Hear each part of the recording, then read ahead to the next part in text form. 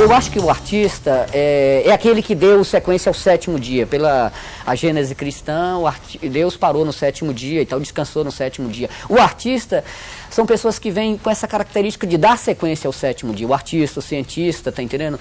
Tem essa característica de dar que o sétimo dia não parou, tá entendendo? Ele continua e você, de alguma forma, está insatisfeito com o que está aí e vai tentar criar, vai tentar produzir, vai tentar fazer.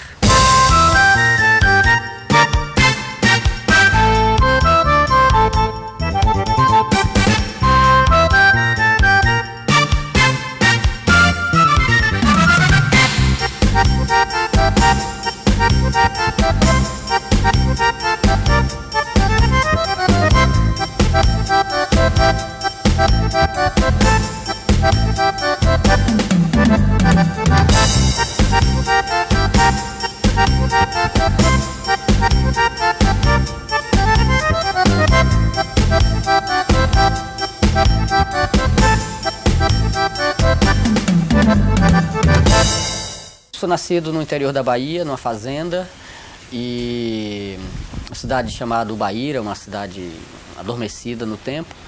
E desde criança eu nasci com muita habilidade. Sou de uma família muito grande, depois de mim eu tive mais 11 irmãos, então eu era um pouco encarregado de fazer os brinquedos. Encarregado por uma questão de habilidade, eu que sempre criava os brinquedos, os personagens, né? Eles sempre recorriam a mim, e os primos, os vizinhos, todo mundo me chamava para fazer, e eu é que tinha essa função. Meu primeiro contato com arte foi em igreja. Na cidade tinha uma igreja antiga, e eu ia para a igreja e saí de lá todo roxo, porque minhas tias, as pessoas estavam comigo, minha mãe e tal, algumas pessoas assim, me beliscavam, porque eu tinha que ficar olhando para o padre, olhando para a missa, era uma missa em latim, né? E eu ficava absorto pela paisagem, um painel belíssimo que tinha no teto da igreja, os vitrais, aquilo que me absorvia, aquilo era Deus, tá entendendo? E não o que o padre estava dizendo, aquele ritual ali e tal. Fui alfabetizado na fazenda, uma tia era professora e a fazenda era autossuficiente, né? A gente só precisava produzir, tinha engenho de cana, casa de farinha, tinha tudo, né? E plantava-se tudo também, e algumas coisas que precisava vender na cidade para adquirir as que a fazenda não produzia. Caderno, lápis, borracha era uma coisa que tinha que comprar-se da cidade, então tinha um valor, né? O que você não tem é que você valoriza, né? E eu pegava os cadernos, eu ia para a escola, que era na própria fazenda, onde uma tia era professora, e no caminho eu parava e ficava desenhando tudo que eu via, e depois que eu desenhava tudo, eu ficava inventando, né? E gastava lápis, papel, borracha, tá entendendo? E não gostava porque... Aí então, quando chovia eu desenhava no chão, desenhava nos muros, tá entendendo? Para não haver repreensão também, né? Aí mais tarde eu comecei a desenhar mais e eles começaram a ficar preocupados com essa coisa de arte, a coisa de viado, de vagabundo, de preguiçoso, né? Havia toda uma preocupação com relação a essa coisa da sensibilidade, né? Hoje não, há uma cultura até com relação a isso, né? Todo mundo incentiva o seu louco de família, o seu louco de estimação, já que o artista tinha esse estigma de ser louco, né? Em determinado momento eu fiquei apaixonado ainda pelas coisas das igrejas e eu começava a desenhar igrejas. Aí eles incentivavam, achavam que tinha alguma coisa de religioso, de místico nisso e tal. E mais tarde minha família vendeu tudo que tinha, veio para Minas, acabou tudo, em 11 meses acabou tudo. Nós moramos numa cidade terrível, chamada Nanuque, em Minas, onde não tinha infraestrutura básica, aquela coisa de higiene, as pessoas faziam todas as sujeiras no rio e todo mundo bebia, aquela questão de falta de ecologia, né? E daí nós voltamos para a Bahia e pelo fato de desenhar muita igreja, gostar de igreja e tal, aí eles me davam lápis de cor, havia todo o incentivo. E eu achei que a igreja podia ser uma solução para mim. Eu entrei para a igreja e fui ser padre. Eu fui capuchinho, eu era fradinho, né? Aí durante mais ou menos acho que 3 anos eu fiquei lá e foi legal porque me deu assim era um saco, eu vi preso lá, aquilo era uma prisão para mim, né? Mas em compensação eu tinha muita cultura, muito livro à minha disposição, eu precisava de fugir daqueles muros, eu fugia através da leitura, né, de grandes clássicos e tal. Eu não tinha muito o que fazer, né, a não sei você ficar lendo e ficar fazendo as penitências que eles exigiam, né, que você fizesse. Não tinha como sair, naquela época também você não tinha, de olha, não é nada disso, eu não quero ser padre, a minha vida não é isso que eu quero e tal, não quero ser frade. E aí eu aprontava uma série de situações assim desagradáveis, por exemplo, para que eles me mandassem embora, né? Aí um dia eles acharam que eu não levava o menor jeito para a coisa e me convidaram a sair. Aí eu saí, mas eu fiquei perdido na vida, porque eu queria fazer teatro, eu queria fazer arte, e aí aí o mundo caiu sobre minha cabeça, porque na realidade eu sou sou primogênito, né, uma família de 12 filhos, e sou neto mais velho também. Então havia um peso e uma cobrança imensa sobre mim, né, que eu de alguma forma tinha que sinalizar para os outros que vinham atrás e tal. E eu fiz teatro e nada disso prestava, tinha real valor. Eu fiquei meio perdido, com 20 anos eu estava completamente com um projeto perdido na vida.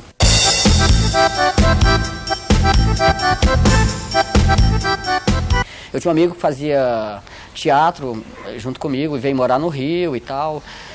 O Emanuel Freitas, um advogado, meu amigo lá em Feira de Santana. E ele veio para cá e depois de 6 meses ele voltou lá e eu vim junto com ele, né? Cheguei aqui com algum dinheiro, muito pouco dinheiro. No princípio fiquei em hotel, depois o dinheiro acabou e eu fui para a rua. Eu vivia nas praias de Copacabana, né?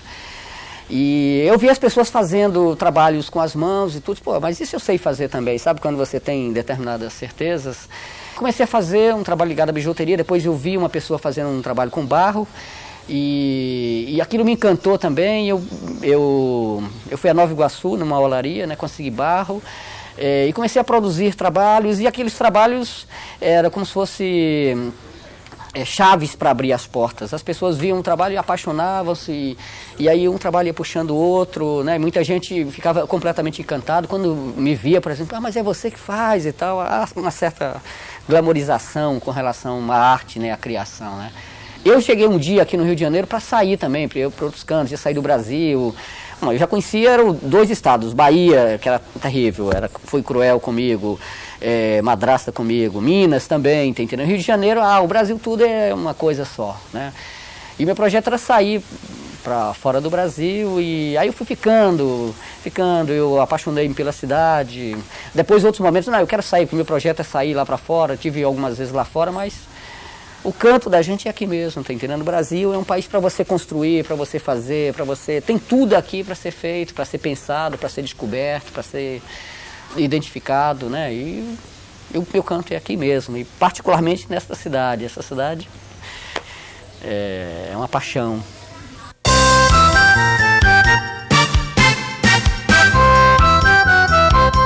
Eu acho que na vida a gente é um pouco diamante. E o diamante é aquele que precisa de, às vezes, encontrar alguém que trabalhe essa pedra, que veja o seu melhor ângulo, que veja o seu melhor na vida, o seu mais belo na vida, né? Eu passei muito pelo caminho das pedras, hoje eu sigo o caminho das águas. Pelos orientais, você deve seguir as águas vão seguindo, vão passando pelos lugares mais aparentemente complicados, mais humildes, mas o destino da água é o oceano.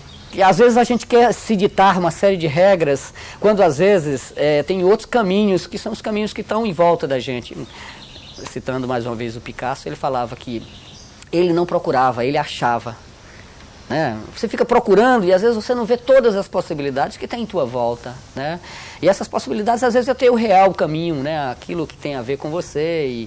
Mas a gente é muito tirano, né? A gente está o tempo todo querendo decretar os caminhos, decretar o que vai ser, o que quer, tá entendendo? Projetando-se, e nem sempre a gente tem capacidade de ver. Não estou fazendo nada de novo, né? O Daumier já fazia na França, né? Ele fazia muita escultura em terceira dimensão, era um grande pintor, contemporâneo do Balzac. O Balzac era uma pessoa que ajudava muito ele e tal, e outros artistas e escritores da época, né? O Bordalo Pinheiro, um português fantástico, que no princípio do século morou até aqui no Brasil, voltou para Portugal, não deu certo aqui, um grande caricaturista e tal. Não deu certo o projeto dele aqui, ele foi para uma região lá de Portugal, uma cidade chamada Caldas da Rainha, que até hoje eles vivem de reproduzir os azulejos que o Bordalo criou e as figuras, os personagens que ele fazia à época. Ele fazia, por exemplo, o Eça de Queiroz, outros escritores e figuras, personalidades da época, né? E com muito humor, com muita ironia, né? Então, os gregos já faziam mais antigamente no passado. Tinha uma cidade na Grécia famosa, porque os gregos, desde antigamente, eles achavam que as figuras pequenas davam sorte. Por exemplo, não é à toa que toda a corte tinha o seu anão, né? Até hoje dá uma certa, você passar por um anão e passar a mão na cabeça dele, ou do corcunda também, né? Havia toda uma coisa de sorte. Então eles faziam pequenas figuras, nessa cidade de Tanagra, e virou uma referência, né? Qualquer figura pequena chamava-se Tanagra, né?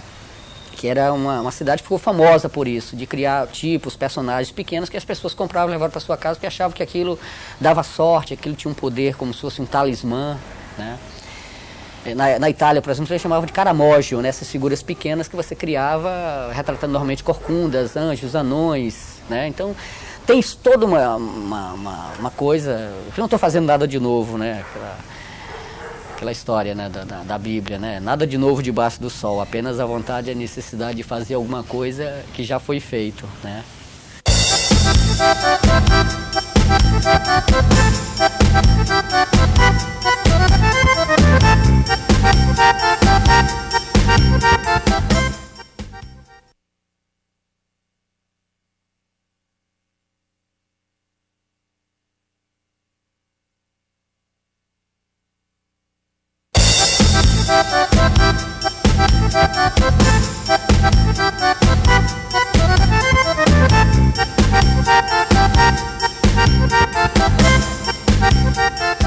Olha, eu tive muita influência durante um tempo da vida, a coisa do Van Gogh, o traço dele, uma certa luz, uma certa agilidade, uma certa visão até neurótica quase, né, do Van Gogh. Aliás, tinha um tempo que eu estava precisando fazer terapia, não estava entendendo muitas coisas em minha volta, e eu olhava assim as pessoas, e eu olhava as luzes, e eram um tanto quanto parecidos com as luzes da pintura do Van Gogh e tal. Eu tenho uma boa influência do Van Gogh, o Portinari, né, essa coisa brasileira, assim, de retratar temas brasileiros, uma coisa de Brasil e tal. O Di Cavalcanti eu gosto imensamente, um dia eu quero me influenciar mais sobre essa coisa de brasilidade do Di Cavalcanti. Aliás, eu acho desses aí um dos mais brasileiros, né, o Di Cavalcanti. O Picasso, por toda uma coisa de liberdade, de você experimentar tudo, de você não estar preso a limite, tá entendendo? Tudo vale, né, sabe, não tem que ficar preso a nenhum limite, nenhum dogma, nenhuma regra, tá entendendo? Vale tudo, né? E a história em quadrinhos, por exemplo, me influenciou profundamente. E muito mais, eu quando era mais jovem, eu era muito apaixonado pelo Carlos Zéfiro, os desenhos eróticos. A coisa erótica tem um fascínio muito grande, exerce um fascínio muito grande, né? E eu, na realidade, gostaria de ser um desenhista como Zéfiro, né? De desenhista de sacanagem e tal, só que eu sentava na prancheta e não sei se é pelo meu processo de educação na vida, quando eu desenhava eu era muito punido, né, me batiam muito que aquilo era proibido, né, um dia eu vou fazer você comer o desenho, tá entendendo? E eu tenho alguma dificuldade no desenhar, eu já parto logo para a imagem, né? E a história em quadrinhos, o humor, hoje você vê que o meu trabalho tem uma influência muito grande, na realidade eu sou um caricaturista em terceira dimensão, né, eu faço... E esse processo de distorcer é um processo muito normal, muito natural, né? E eu, na realidade, francamente, te afirmo que a vida, o importante da vida é você estar aberto para todas as influências, tudo aquilo que te toca, né? Tudo aquilo que faz você melhor, faz você ter mais uma ferramenta para se expressar melhor na vida. Eu acho que os gregos todos, né, o Fídias, né, todos os grandes escultores clássicos gregos, os romanos, o Miguel Ângelo, o Bernini, o Rodin, tá entendendo? E outros, né, mais modernos, mais contemporâneos também. Eu gosto, acho que tudo me encanta, né, tem uma coisa assim... de encantamento, tá entendendo? Eu gosto muito dessa coisa do Brasil, do próprio, o maior deles todos, né? Do Aleijadinho, dos populares, né? O Brasil tem uma diversidade, cada região, cada estado quase que tem um tipo, uma expressão, né, a escultura de Minas, principalmente de madeira. Minas tem uma tradição fantástica na madeira, né, da cerâmica também, mas muito mais uma escultura feminina das mulheres do Vale do Jequitinhonha e tal, são bem diferentes, né. E no Brasil, aliás, tem uma tradição muito interessante, que, na realidade, a nossa concepção de escultura é muito mais para o boneco, para o alegórico, do que aquela representação realista da coisa e tal. Em escultura, particularmente, me interessa muito um aspecto do humor. Meu trabalho eu, sem querer, faço figuras mais lúdicas, mais ligadas ao humor e tal. O Humberto Eco, inclusive, fala no Nome da Rosa, que na realidade nunca nenhum governante fez homenagem ao humor, né? A figura pode ter levado a vida inteira na esbórnia, mas um dia quando vão homenageá-lo, colocam numa praça de forma mais grave, mais séria possível, tá entendendo? No entanto, a vida dele não foi isto, né?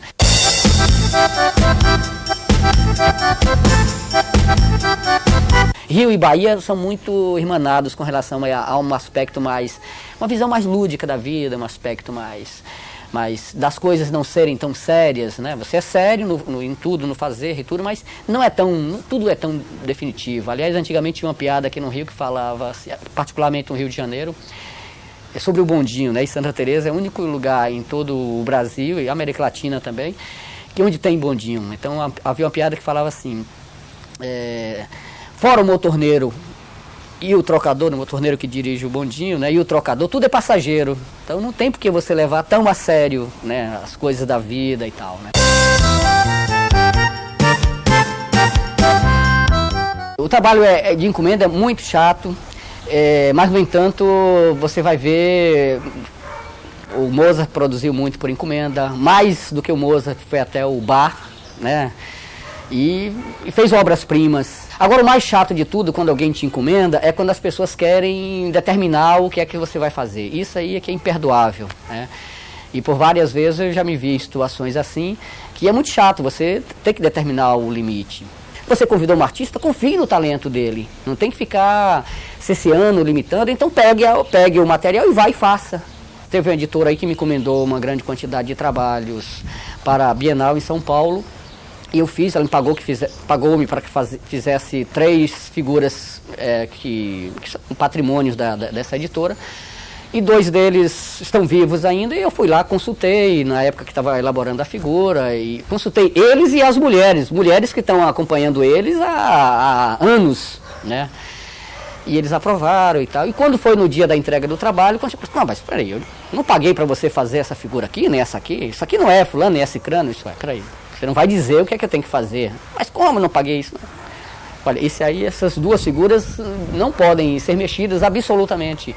Porque cada um deles aprovou, e as suas mulheres que estão há anos a fio e conhecem eles certamente de cabo a rabo, né? Não é você que está me pagando e que vai dizer quem é a figura que eu tenho que fazer. Tem esse lado. É o lado de você colocar a prova do teu talento com relação ao teu trabalho. Se você tiver algum, você vai, no que você está fazendo, vai ficar.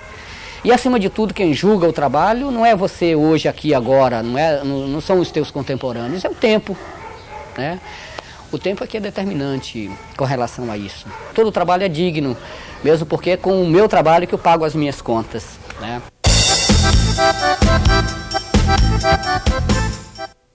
Olha, eu acredito em Deus, eu acredito, essa é a definição do Shakespeare, né? Ele fala, há mais mistérios entre o céu e a terra do que imagina a nossa vã filosofia, né?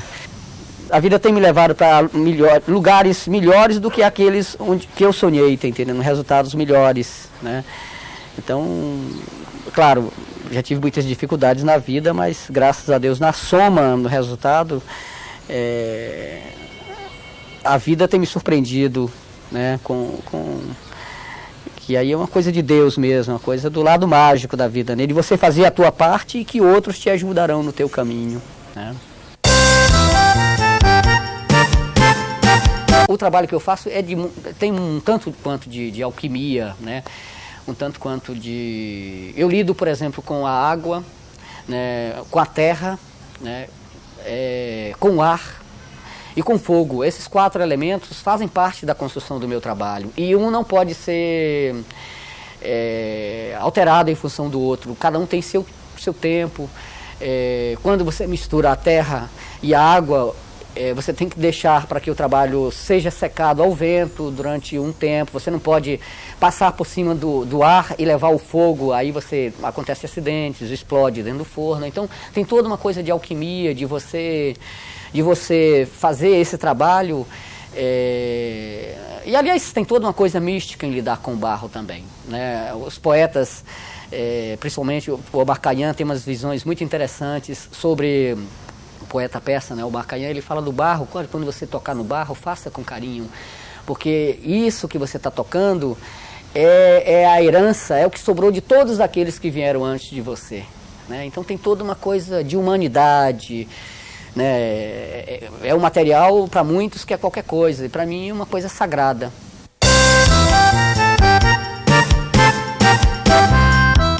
Faço uma certa divisão com relação às pessoas na vida, entre as moscas e as abelhas, né? A gente vê que as abelhas têm todo um processo aí de pega o pólen. Ao pegar o pólen, elas fecundam a flor, né, que gera um fruto, né? E esse pólen também transforma no mel, né? O mel da vida, né? E todas essas figuras, quase todas essas que eu retrato, são como se fossem abelhas que polinizaram uma flor, que transformou essa flor num fruto, né? E ao fazer isso, levou o pólen para a colmeia, e nessa colmeia transformou o mel, né? Que é o mel que a gente vê em forma de poesia, literatura, música, cinema, arte, de forma geral, tá entendendo? E na realidade um dos aspectos do meu trabalho é retratar essas pessoas que produzem mel, sabe? No fundo é um pouco aquela história louvando o que bem merece, citando outro poeta, né, o Torquato Neto e o Gilberto Gil, música do Gilberto Gil, louvando o que bem merece, esquecendo o que é ruim de lado.